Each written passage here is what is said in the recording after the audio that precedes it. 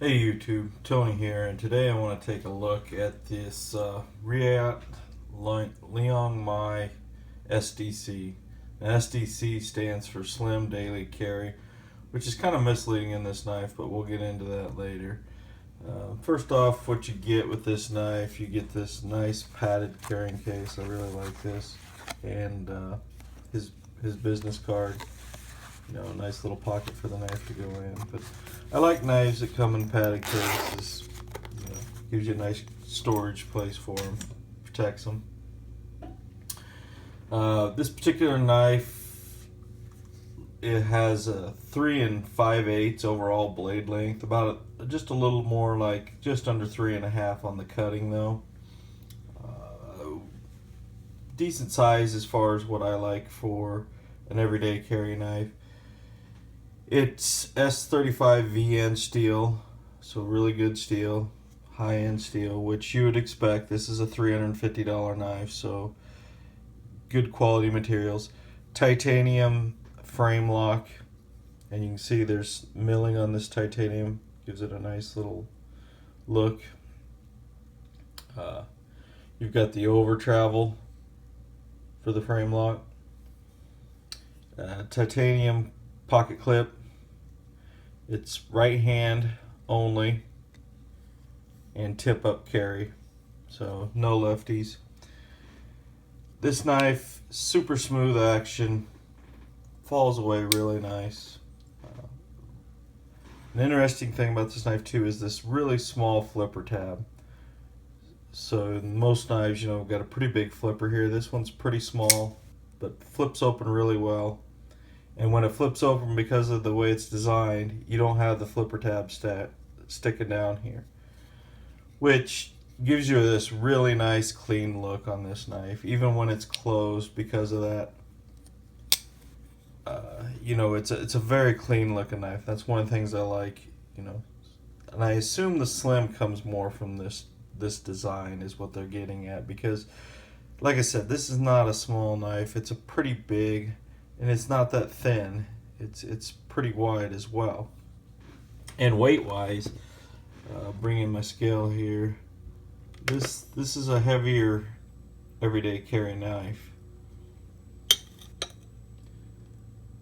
Yeah, 5.5 ounces, so pretty heavy knife, you know, especially for titanium and all that. And it feels heavy in the hand, so I'll show it up here next to the standard Kershaw Skyline, and let's bring in the Rat 1 since it is a bigger knife, and you can kind of get an idea of the size of this knife in relationship to those. So a few things that I like about this knife. Like I said, I like the design, how it looks sleek, slim, the milling on the titanium.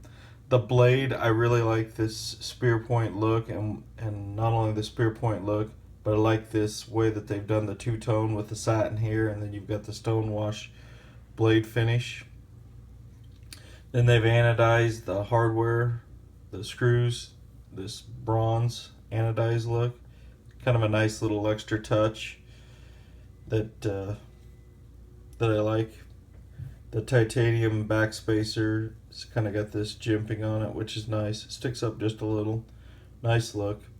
Like I said, I do like the way that looks, you know, clean design as far as getting rid of that flipper tab. And this knife is probably the second smoothest knife I have as far as closing goes. Probably only my Razel falls away easier than this one. It's really smooth. And you know, that kind of gets into my my one knock on this knife, and it's probably just me, but without that flipper tab, this knife bites me a lot, because you have to get your thumb in here all the way, and when you close, so that hits it.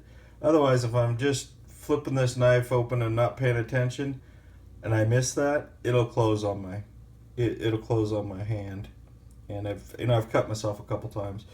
Fortunately, this one is not the sharpest knife in the world, and honestly, I don't know if I'm sharpening up because of that. So I have to make an effort to get my thumb all the way up in there so that when I start to close it, as you can see there, that what little thumb tab there is there hits my thumb before I go to closing it. Otherwise, yeah, like I said, I've closed this a couple times. I shouldn't say close.